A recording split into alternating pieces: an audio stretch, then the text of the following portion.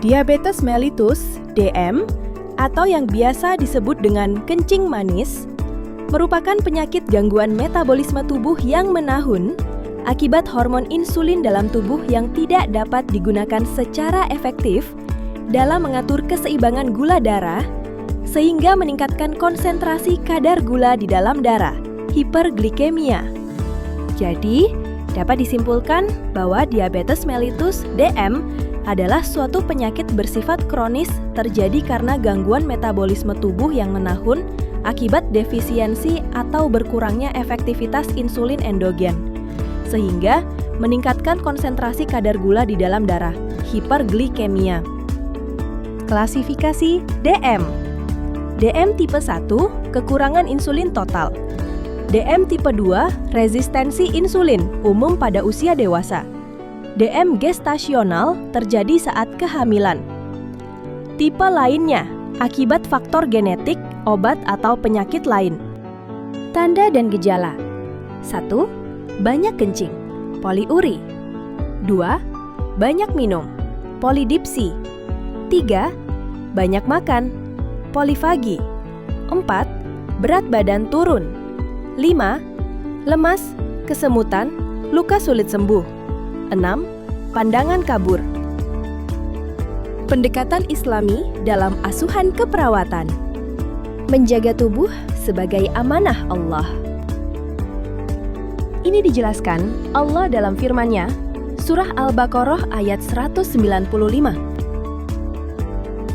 Dan janganlah kamu menjatuhkan dirimu sendiri ke dalam kebinasaan, dan berbuat baiklah. Karena sesungguhnya Allah menyukai orang-orang yang berbuat baik. Makna ayat ini mengajarkan bahwa tubuh manusia adalah amanah, kalon titipan dari Allah Subhanahu Ta'ala. Setiap muslim berkewajiban menjaga kesehatan diri, menjauhi hal-hal yang dapat menimbulkan penyakit, serta berusaha mencari pengobatan ketika sakit. Menjaga tubuh berarti melaksanakan ibadah, karena dengan tubuh yang sehat, seseorang dapat beribadah dengan baik. Bapak Ibu, tubuh kita ini amanah dari Allah. Menjaga kesehatan, minum obat dengan teratur, makan makanan bergizi, dan istirahat yang cukup, semuanya termasuk bentuk ibadah. Ketika kita menjaga tubuh, berarti kita sedang melaksanakan perintah Allah agar tidak menjatuhkan diri ke dalam kebinasaan. Motivasi Islami. Allah sangat menyukai orang yang berusaha memperbaiki dirinya, termasuk menjaga kesehatannya. Menjaga kesehatan bukan hanya untuk diri sendiri, tetapi juga agar bisa terus beribadah dan bermanfaat bagi keluarga. Membimbing pasien berzikir dan berdoa untuk kesembuhan. Doa ketika menjenguk orang sakit. As'alullahal azim Rabbal arsyil azim an yashfiyak. As'alullahal azim Rabbal arsyil azim an yashfiyak. Artinya, aku memohon kepada Allah yang Maha Agung, Tuhan Arsy yang Agung, agar Dia menyembuhkanmu. Hadis riwayat At-Tirmizi dan Abu Dawud. Cara penerapan di asuhan keperawatan. Ajak pasien berzikir dengan lembut, sesuai kemampuan. Misalnya membaca Subhanallah, Alhamdulillah, Allahu Akbar.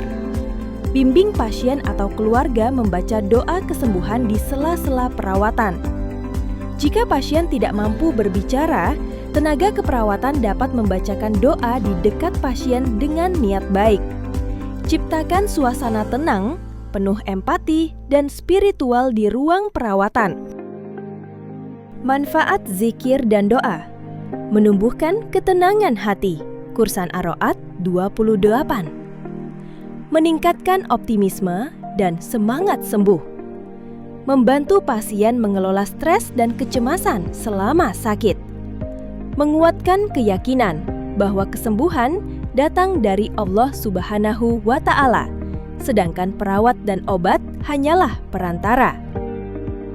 Kesimpulan, pendekatan Islami dalam keperawatan bukan hanya menenangkan jiwa pasien, tetapi juga meningkatkan kualitas perawatan secara holistik, mencakup aspek fisik, psikologis, sosial, dan spiritual. Dengan menanamkan nilai-nilai Islam seperti amanah, sabar, dan tawakal, pasien akan lebih ikhlas menjalani proses penyembuhan, dan petugas kesehatan dapat memberikan pelayanan dengan hati yang tulus.